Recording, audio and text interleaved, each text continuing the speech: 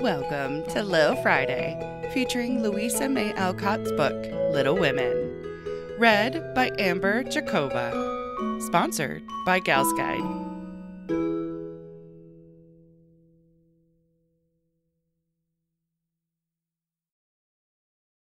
Little Women is a work of historical fiction, and as such uses language that was common vernacular at the time. While these words were never appropriate, we feel that it is important to present the text as written. There is a hurtful pejorative that has been used to denigrate and dehumanize the Romani people for centuries, and I want to make it clear that this term should not be used lightly. Chapter 34. A Friend. Though very happy in the social atmosphere about her, and very busy with the daily work that earned her bread, and made it sweeter for the effort, Jo still found time for literary labors. The purpose which now took possession of her was a natural one to a poor and ambitious girl, but the means she took to gain her end were not the best. She saw that money conferred power. Money and power, therefore, she resolved to have, not to be used for herself alone, but for those whom she loved more than self. The dream of filling home with comforts, giving Beth everything she wanted, from strawberries in winter to an organ in her bedroom, going abroad herself, and always having more than enough so that she might indulge in the luxury of charity, had been for years Jo's most cherished castle in the air. The prize story experience had seemed to open a way which might, after long traveling and much uphill work, lead to this delightful chateau en Espagne. But the novel disaster quenched her courage for a time, for public opinion is a giant which has frightened stouter-hearted Jacks on bigger beanstalks than hers. Like that immortal hero, she reposed a while after the first attempt, which resulted in a tumble, and the least lovely of the giant's treasures, if I remember rightly. But the up again and take another spirit was as strong in Jo as in Jack, so she scrambled up, on the shady side this time, and got more booty, but nearly left behind her what was far more precious than the money bags. She took to writing sensation stories, for in those dark ages even all perfect America read rubbish. She told no one, but concocted a thrilling tale, and boldly carried it herself to Mr. Dashwood, editor of the Weekly Volcano. She had never read Sartor Resartus, but she had a womanly instinct that clothes possess an influence more powerful over many than the worth of character or the magic of manners. So she dressed herself in her best, and trying to persuade herself that she was neither excited nor nervous, bravely climbed 2 pairs of dark and dirty stairs, to find herself in a disorderly room, a cloud of cigar smoke, and the presence of 3 gentlemen, sitting with their heels rather higher than their hats, which articles of dress none of them took the trouble to remove on her appearance. Somewhat daunted by this reception, Jo hesitated on the threshold, murmuring in much embarrassment, "Excuse me, I was looking for the Weekly Volcano office. I wished to see Mr. Dashwood." Down went the highest pair of heels, up rose the smokiest gentleman, and, carefully cherishing his cigar between his fingers, he advanced, with a nod, and a countenance expressive of nothing but sleep. Feeling that she must get through the matter somehow, Jo produced her manuscript, and, blushing redder and redder with each sentence, blundered out fragments of the little speech carefully prepared for the occasion. "A friend of mine desired me to offer a story, just as an experiment. Would like your opinion. Be glad to write more if this suits." While she blushed and blundered, Mr. Dashwood had taken the manuscript and was turning over the leaves with a pair of rather dirty fingers, and casting critical glances up and down the neat pages. "Not a first attempt, I take it," observing that the pages were numbered, covered only on one side, and not tied up with a ribbon. Sure sign of a novice. "No, sir, she has had some experience, and got a prize for a tale in the Blarney Stone Banner." "Oh, did she?" And Mr. Dashwood gave Jo a quick look, which seemed to take note of everything she had on, from the bow in her bonnet to the buttons on her boots. "Well, you can leave it if you like. We've more of this sort of thing on hand than we know what to do with at present, but I'll run my eye over it, and give you an answer next week." Now Jo did not like to leave it, for Mr. Dashwood didn't suit her at all, but under the circumstances there was nothing for her to do but bow and walk away, looking particularly tall and dignified, as she was apt to do when nettled or abashed. Just then she was both, for it was perfectly evident from the knowing glances exchanged among the gentlemen that her little fiction of "my friend" was considered a good joke, and a laugh produced by some inaudible remark of the editor, as he closed the door, completed her discomfiture. Half resolving never to return, she went home and worked off her irritation by stitching pinafores vigorously, and in an hour or two was cool enough to laugh over the scene and long for next week. When she went again, Mr. Dashwood was alone, whereat she rejoiced. Mr. Dashwood was much wider awake than before, which was agreeable, and Mr. Dashwood was not too deeply absorbed in a cigar to remember his manners, so the second interview was much more comfortable than the first. "We'll take this. Editors never say aye. If you don't object to a few alterations. It's too long, but omitting the passages I've marked will make it just the right length," he said in a business-like tone. Jo hardly knew her own MS again, so crumpled and underscored were its pages and paragraphs. But, feeling as a tender parent might on being asked to cut off her baby's legs in order that it might fit into a new cradle, she looked at the marked passages, and was surprised to find that all the moral reflections, which she had carefully put in as ballast for much romance, had been stricken out. "But, sir, I thought every story should have some sort of a moral, so I took care to have a few of my sinners repent." Mr. Dashwood's editorial gravity relaxed into a smile, for Jo had forgotten her friend, and spoken as only an author could. "People want to be amused, not preached at, you know. Morals don't sell nowadays."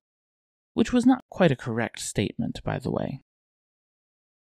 "You think it would do with these alterations, then?" "Yes, it's a new plot, and pretty well worked up, language good, and so on," was Mr. Dashwood's affable reply. "What compensation," began Jo, not exactly knowing how to express herself. "Oh, yes, well, we give from 25 to 30 for things of this sort. Pay when it comes out," returned Mr. Dashwood, as if that point had escaped him. Such trifles often do escape the editorial mind, it is said. "Very well, you can have it," said Jo, handing back the story with a satisfied air, for after the $1 a column work, even 25 seemed good pay. "Shall I tell my friend you will take another if she has one better than this?" asked Jo, unconscious of her little slip of the tongue, and emboldened by her success. "Well, we'll look at it. Can't promise to take it. Tell her to make it short and spicy, and never mind the moral. What name would your friend like to put to it?" in a careless tone. "None at all, if you please. She doesn't wish her name to appear, and has no nom de plume," said Jo, blushing in spite of herself. "Just as she likes, of course. The take will be out next week. Will you call for the money, or shall I send it?" asked Mr. Dashwood, who felt a natural desire to know who his new contributor might be. "I'll call. Good morning, sir." As she departed, Mr. Dashwood put up his feet with the graceful remark, "Poor and proud as usual, but she'll do." Following Mr. Dashwood's directions, and making Mrs. Northbury her model, Jo rashly took a plunge into the frothy sea of sensational literature, but thanks to the life-preserver thrown her by a friend, she came up again, not much the worse for her ducking. Like most young scribblers, she went abroad for her characters and scenery, and banditti, counts, gypsies, nuns, and duchesses appeared upon her stage, and played their parts with as much accuracy and spirit as could be expected. Her readers were not particular about such trifles as grammar, punctuation, and probability, and Mr. Dashwood graciously permitted her to fill his columns at the lowest prices, not thinking it necessary to tell her that the real cause of his hospitality was the fact that one of his hacks, on being offered higher wages, had basely left him in the lurch. She soon became interested in her work, for her emaciated purse grew stout, and the little hoard she was making to take Beth to the mountains next summer grew slowly but surely as the weeks passed. One thing disturbed her satisfaction, and that was that she did not tell them at home. She had a feeling that father and mother would not approve, and preferred to have her own way first and beg pardon afterward. It was easy to keep her secret, for no name appeared with her stories. Mr. Dashwood had, of course, found it out very soon, but promised to be dumb, and for a wonder, kept his word. She thought it would do her no harm, for she sincerely meant to write nothing of which she should be ashamed, and quieted all pricks of conscience by anticipations of the happy minute when she should show her earnings and laugh over her well-kept secret. But Mr. Dashwood rejected any but thrilling tales, and, as thrills could not be produced except by harrowing up the souls of the readers, history and romance, land and sea, science and art, police records and lunatic asylums, had to be ransacked for the purpose. Jo soon found that her innocent experience had given her but few glimpses of the tragic world which underlies society, so, regarding it in a business light, she set about supplying her deficiencies with characteristic energy. Eager to find material for stories, and bent on making them original in plot, if not masterly in execution, she searched newspapers for accidents, incidents, and crimes. She excited the suspicions of public librarians by asking for works on poisons. She studied faces in the street, and characters, good, bad, and indifferent, all about her. She delved in the dust of ancient times for facts or fictions so old that they were as good as new, and introduced herself to folly, sin, and misery, as well as her limited opportunities allowed. She thought she was prospering finely, but, unconsciously, she was beginning to desecrate some of the womanliest attributes of a woman's character. She was living in bad society, and imaginary though it was, its influence affected her, for she was feeding heart and fancy on dangerous and unsubstantial food, and was fast brushing the innocent bloom from her nature by a premature acquaintance with the darker side of life, which comes soon enough to all of us. She was beginning to feel rather than see this, for much describing of other people's passions and feelings set her to studying and speculating about her own, a morbid amusement in which healthy young minds do not voluntarily indulge. Wrongdoing always brings its own punishment, and when Jo most needed hers, she got it. I don't know whether the study of Shakespeare helped her to read character, or the natural instinct of a woman for what was honest, brave, and strong, but while endowing her imaginary heroes with every perfection under the sun, Jo was discovering a live hero who interested her in spite of many human imperfections. Mr. Bert, in one of their conversations, had advised her to study simple, true, and lovely characters, wherever she found them, as good training for a writer. Jo took him at his word, for she coolly turned round and studied him, a proceeding which would have much surprised him had he known it, for the worthy professor was very humble in his own conceit. Why everybody liked him was what puzzled Jo at first. He was neither rich nor great, young nor handsome, in no respect what is called fascinating, imposing, or brilliant, and yet he was as attractive as a genial fire, and people seemed to gather about him as naturally as about a warm hearth. He was poor, yet always appeared to be giving something away, a stranger, yet everyone was his friend, no longer young, but as happy-hearted as a boy, plain and peculiar, yet his face looked beautiful to many, and his oddities were freely forgiven for his sake. Jo often watched him, trying to discover the charm, and at last decided that it was benevolence which worked the miracle. If he had any sorrow, it sat with its head under its wing, and he turned only his sunny side to the world. There were lines upon his forehead, but time seemed to have touched him gently, remembering how kind he was to others. The pleasant curves about his mouth were the memorials of many friendly words and cheery laughs. His eyes were never cold or hard, and his big hand had a warm, strong grasp that was more expressive than words. His very clothes seemed to partake of the hospitable nature of the wearer. They looked as if they were at ease and liked to make him comfortable. His capacious waistcoat was suggestive of a large heart underneath. His rusty coat had a social air, and the baggy pockets plainly proved that little hands often went in empty and came out full. His very boots were benevolent, and his collars never stiff and raspy like other people's.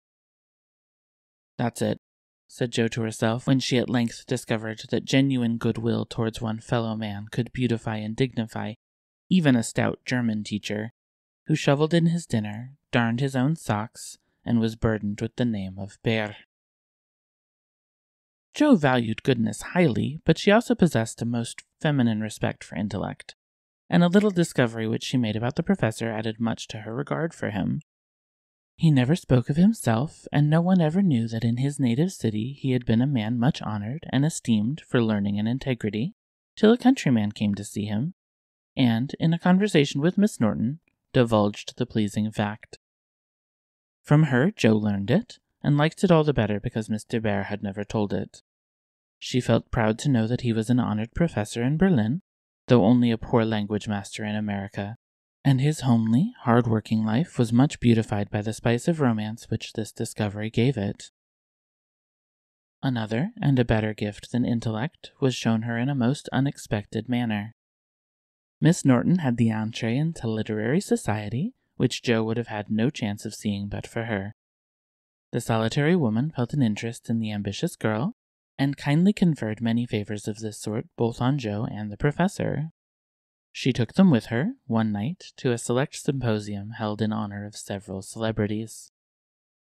Jo went prepared to bow down and adore the mighty ones whom she had worshipped with youthful enthusiasm afar off. But her reverence for genius received a severe shock that night, and it took her some time to recover from the discovery that the great creatures were only men and women after all. Imagine her dismay on stealing a glance of timid admiration at the poet whose lines suggested an ethereal being fed on spirit, fire, and dew, to behold him devouring his supper with an ardor which flushed his intellectual countenance. Turning as from a fallen idol, she made other discoveries which rapidly dispelled her romantic illusions. The great novelist vibrated between two decanters with the regularity of a pendulum. The famous divine flirted openly with one of the Madame de Staëls of the age, who looked daggers at another Corinne, who was amiably satirizing her, after outmaneuvering her in efforts to absorb the profound philosopher, who imbibed tea Johnson Leonly and appeared to slumber, the loquacity of the lady rendering speech impossible.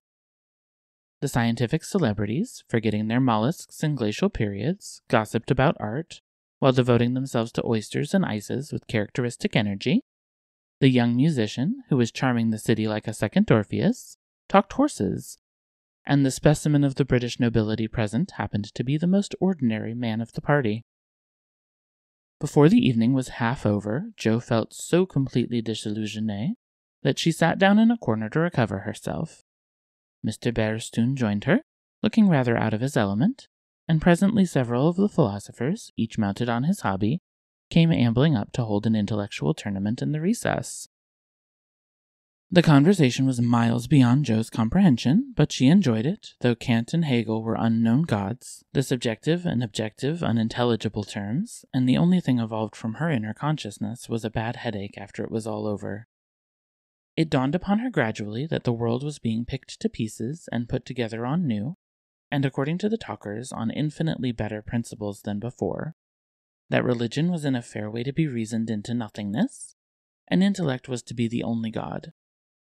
Jo knew nothing about philosophy or metaphysics of any sort, but a curious excitement, half pleasurable, half painful, came over her, as she listened with a sense of being turned adrift into time and space, like a young balloon out on a holiday.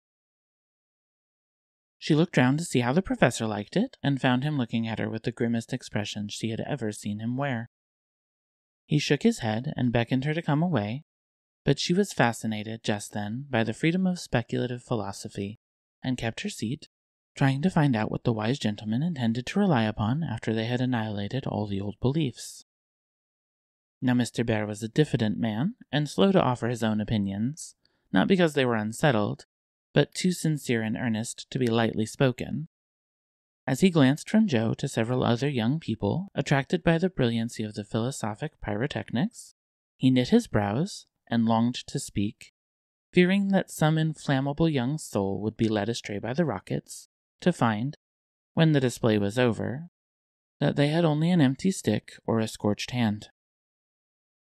He bore it as long as he could, but when he was appeared to for an opinion, he blazed up with honest indignation, and defended religion with all the eloquence of truth, an eloquence which made his broken English musical and his plain face beautiful. He had a hard fight, for the wise men argued well, but he didn't know when he was beaten and stood to his colors like a man. Somehow, as he talked, the world got right again to Joe. The old beliefs that had lasted so long seemed better than the new. God was not a blind force, and immortality was not a pretty fable, but a blessed fact. She felt as if she had solid ground under her feet again, and when Mr. Bear paused, out-talked, but not one whit convinced, Joe wanted to clap her hands and thank him. She did neither, but she remembered this scene, and gave the professor her heartiest respect, for she knew it cost him an effort to speak out then and there, because his conscience would not let him be silent. She began to see that character is a better possession than money, rank, intellect, or beauty, and to feel that if greatness is what a wise man has defined it to be, truth, reverence, and goodwill, then her friend Frederick Bear was not only good, but great. This belief strengthened daily. She valued his esteem, she coveted his respect, she wanted to be worthy of his friendship, and, just when the wish was sincerest, she came near losing everything. It all grew out of a cocked hat, for one evening the professor came in to give Joe her lesson with a paper soldier cap on his head, which Tina had put there, and he had forgotten to take off. It's evident he doesn't look in his glass before coming down, thought Joe, with a smile as he said good evening, and sat soberly down, quite unconscious of the ludicrous contrast between his subject and his headgear, for he was going to read her The Death of Wallenstein. She said nothing at first, for she liked to hear him laugh out his big, hearty laugh when anything funny happened, so she left him to discover it for himself, and presently forgot all about it, for to hear a German read Schiller is rather an absorbing occupation. After the reading came the lesson, which was a lively one, for Joe was in a gay mood that night, and the cocked hat kept her eyes dancing with merriment. The professor didn't know what to make of her, and stopped at last to ask, with an air of mild surprise that was irresistible, "Miss March, for what do you laugh in your master's face? Have you no respect for me, that you go on so bad?" "How can I be respectful, sir, when you forget to take your hat off?" said Joe. Lifting his hand to his head, the absent-minded professor gravely felt and removed the little cocked hat, looked at it a minute, and then threw back his head and laughed like a merry bass viol. "Ah, I see him now. It is that imp Tina who makes me a fool with my cap. Well, it is nothing, but see you, if this lesson goes not well, you too shall wear him."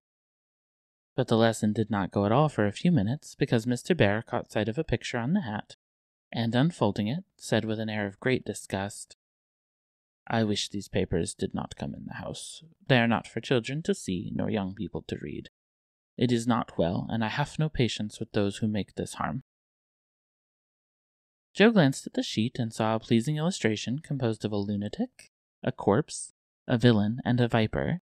She did not like it, but the impulse that made her turn it over was not one of displeasure, but fear, because for a minute she fancied the paper was the volcano. It was not, however, and her panic subsided as she remembered that, even if it had been, and one of her own tales in it, there would have been no name to betray her. She had betrayed herself, however, by a look and a blush, for, though an absent man, the professor saw a good deal more than people fancied. He knew that Joe wrote, and had met her down among the newspaper offices more than once, but as she never spoke of it, he asked no questions, in spite of a strong desire to see her work. Now it occurred to him that she was doing what she was ashamed to own, and it troubled him. He did not say to himself, "It is none of my business, I've no right to say anything," as many people would have done. He only remembered that she was young and poor, a girl far away from mother's love and father's care, and he was moved to help her with an impulse as quick and natural as that which would prompt him to put out his hand to save a baby from a puddle.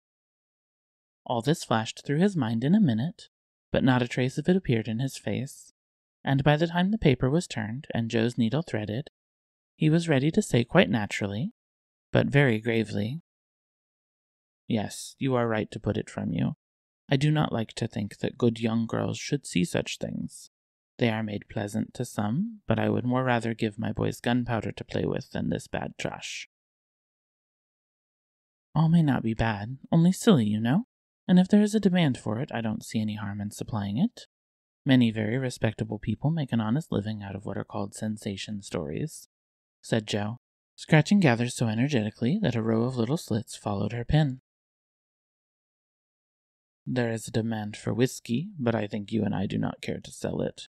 If the respectable people knew what harm they did, they would not feel that the living was honest. They have no right to put poison in the sugar plum and let the small ones eat it. No, they should think a little and sweep mud in the street before they do this thing." Mr. Bear spoke warmly and walked to the fire, crumpling the paper in his hands. Jo sat still, looking as if the fire had come to her, for her cheeks burned long after the cocked hat had turned to smoke and gone harmlessly up the chimney. "I should like much to send all the rest after him," muttered the professor, coming back with a relieved air. Jo thought what a blaze her pile of papers upstairs would make, and her hard-earned money lay rather heavily on her conscience at that minute. Then she thought, consolingly to herself, "Mine are not like that. They are only silly, never bad, so I won't be worried." And taking up her book, she said, with a studious face, "Shall we go on, sir? I'll be very good and proper now." "I shall hope so," was all he said. But he meant more than she imagined, and the grave, kind look he gave her made her feel as if the words "weekly volcano" were printed in large type on her forehead. As soon as she went to her room, she got out her papers and carefully reread every one of her stories. Being a little short-sighted, Mr. Bear sometimes used eyeglasses, and Jo had tried them once, smiling to see how they magnified the fine print of her book. Now she seemed to have got on the professor's mental or moral spectacles also, for the faults of these poor stories glared at her dreadfully and filled her with dismay. "They are trash, and will soon be worse than trash if I go on, for each is more sensational than the last. I've gone blindly on, hurting myself and other people for the sake of money.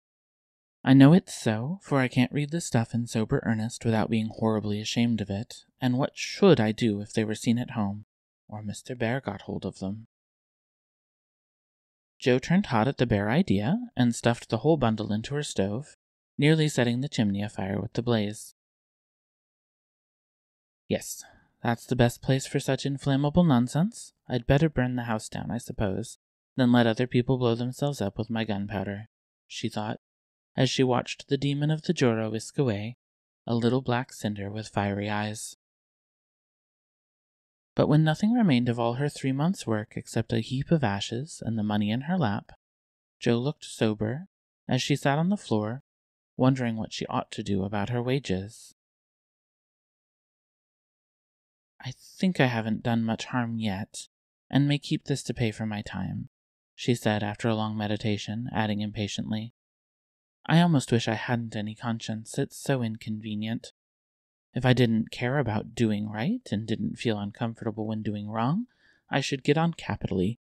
I can't help wishing sometimes that Father and Mother hadn't been so particular about such things." "Ah, Jo, instead of wishing that, thank God that Father and Mother were particular, and pity from your heart those who have no such guardians to hedge them round with principles, which may seem like prison walls to impatient youth, but which will prove sure foundations to build character upon in womanhood."